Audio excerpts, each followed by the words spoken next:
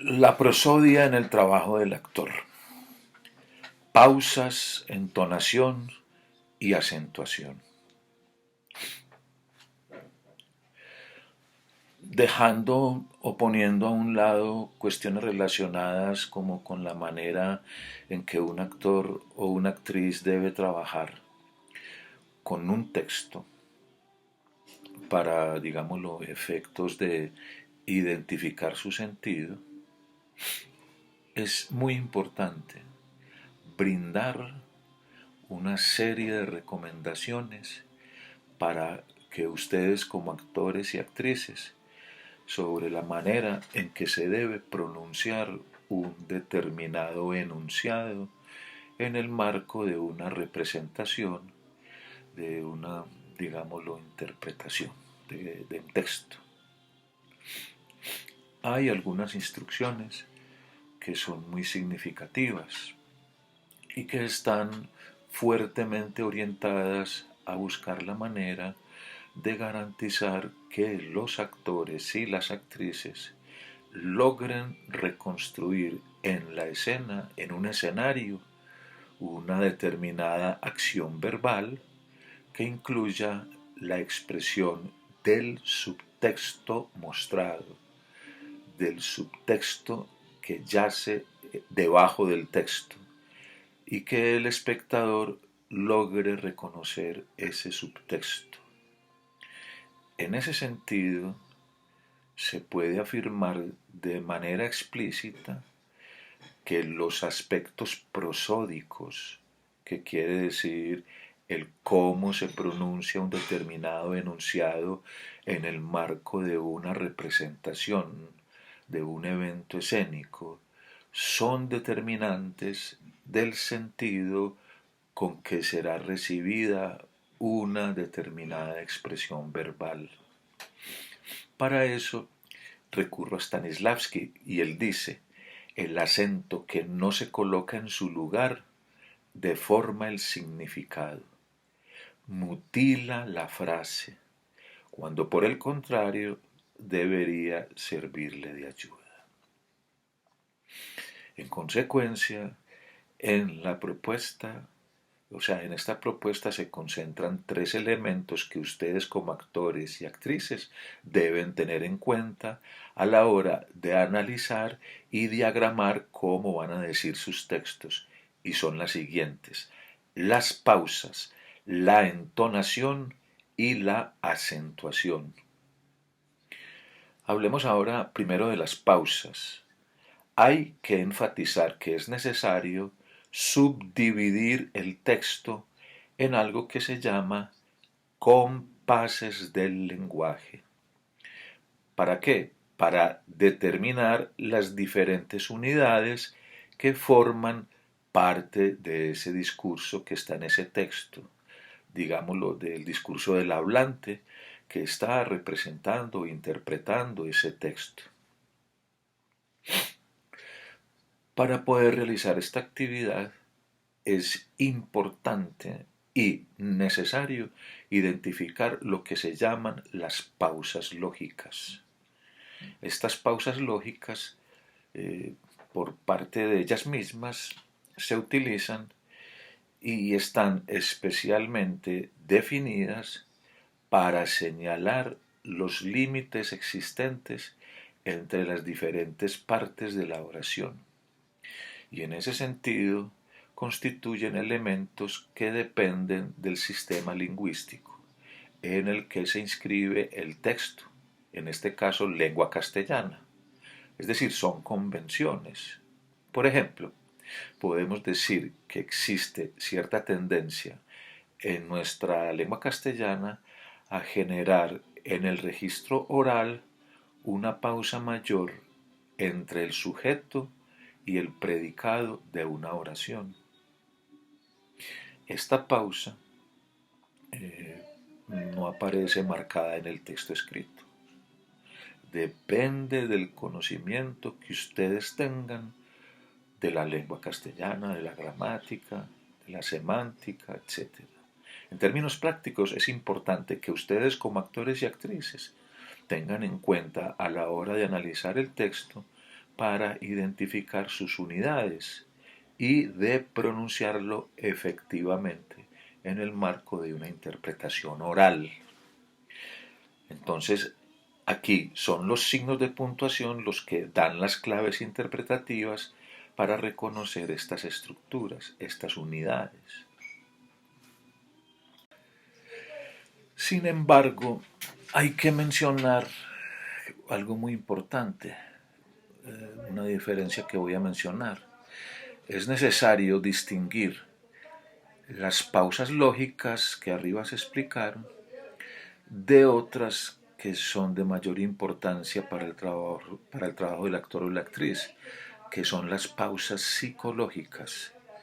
Estas pausas se especializan en darle, en ofrecerle, en asignarle vida a una idea o a una frase o a un enunciado, a una expresión verbal, tratando de transmitir su subtexto, o sea, como la intención que hay debajo de un texto. A diferencia de las pausas lógicas, que responden u obedecen a normas de códigos lingüísticos, la aparición de las pausas psicológicas depende del contexto en que se esté diciendo algo. Así, por ejemplo, a un enunciado como Pedro quiere hablar contigo, se podría pensar que en términos lógicos la pausa debería realizarse entre el sujeto y el predicado. Pedro quiere hablar contigo. Sin embargo, desde el punto de vista psicológico y frente a un contexto en el que recibe, el que escucha esa frase, si por ejemplo si estuviera disgustado o enemistado con Pedro, podría ser más conveniente, en términos dramáticos, realizar una pausa antes de que aparezca el objeto directo, o sea, hablar contigo. Mediante este procedimiento podría construirse la idea de que el responsable que hace o que dice el enunciado está siendo cuidadoso en la forma en que transmite la información a su interlocutor. Ahora bien, ¿cómo deben los actores o las actrices determinar el momento para asignar o utilizar una pausa psicológica? Esto se trata de una decisión que debe tomarse de acuerdo a algo muy clave, que se llama la intuición.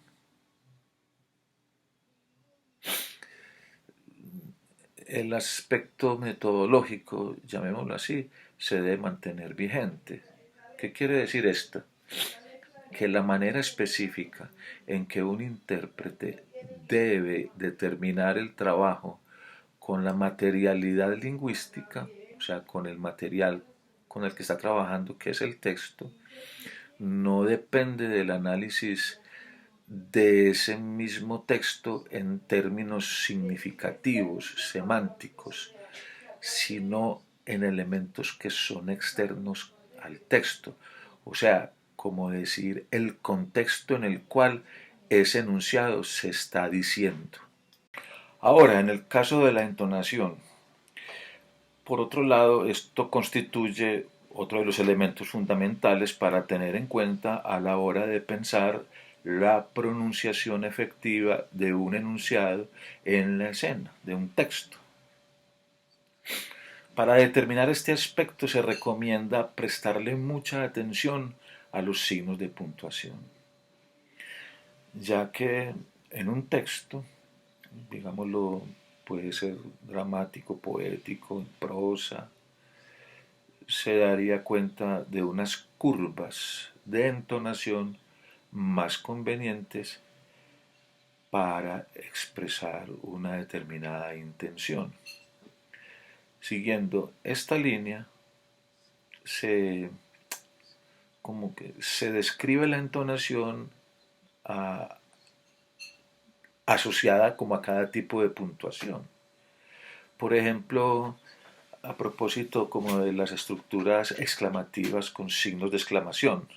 Se señala que siempre se genera en el interlocutor como un efecto de empatía o de simpatía o de antipatía.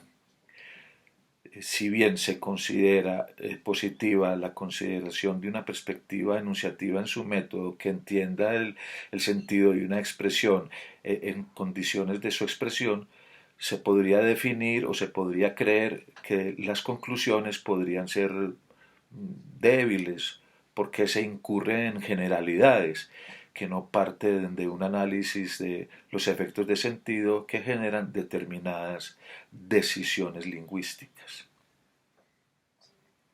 Pero en principio la propuesta parece que es importante generar que con, por ejemplo, las curvas de entonación exclamativas deben generar o empatía o simpatía o antipatía. O sea, en términos universales, lo que importa y lo que se quiere destacar aquí es que tenemos que privilegiar el sentido, la intención de lo que se dice, en el momento en que se dice, con quien se dice. Entonces, en vez de explicar a través de instrucciones semánticas asociadas, por ejemplo, a una frase exclamativa, interrogativa, negativa, hay que estipular de forma generativa o general cuál es el efecto que esa exclamación o esa frase debe generar en el interlocutor.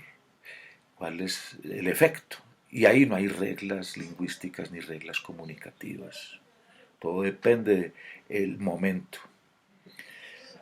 Ahora, algo parecido ocurre con lo que se llama la acentuación, el acento, que es el tercer elemento para este análisis de este encuentro, en el cual se recomienda considerar al momento de considerar la manera en que un actor o una actriz debe pronunciar sus textos en escena. Para esta perspectiva, esta noción de acentuación, que en términos lingüísticos se puede hacer coincidir con el concepto de énfasis, no debe entenderse como una presión forzada o como empujar una palabra del texto de manera mecánica en determinada palabra. Tampoco es simplemente una exclamación o un volumen más alto. Al contrario, el acento, la acentuación es una herramienta que tiene el actor para destacar algún fragmento o alguna parte de sus frases, de sus enunciados, de sus frases. En este proceso y en este proceso poder construir algún sentido vinculado con aspectos subjetivos de quien está hablando o de quien está interpretando el texto. Entonces aquí se sugiere, por ejemplo, que si bien existe una tendencia en nuestra lengua castellana a no acentuar los adjetivos cuando aparecen, digámoslo, después del sustantivo y que modifican al sustantivo, existen casos en los que es necesario hacerlo. El mismo enunciado, o bueno, este otro ejemplo. Pablo es un muchacho atractivo.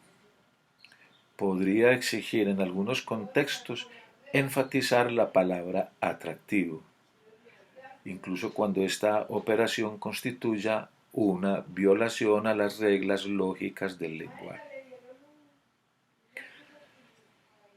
Ahora, por ejemplo, este otro asunto.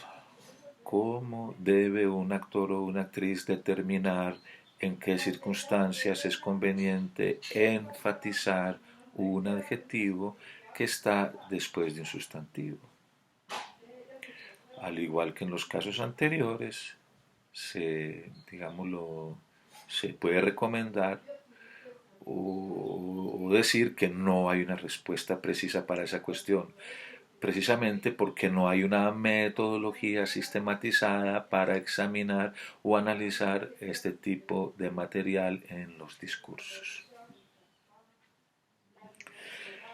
De cualquier manera, lo importante y lo que nos interesa destacar aquí es que las decisiones sobre la prosodia o la manera de decir un texto particular con que en el que un enunciado se convierte en algo que se dice en escena, solo puede realizarse a partir de un análisis preciso del uso efectivo de la lengua que tome distancia de una concepción referencial del significado y que sea única a ese sujeto que está haciendo el discurso.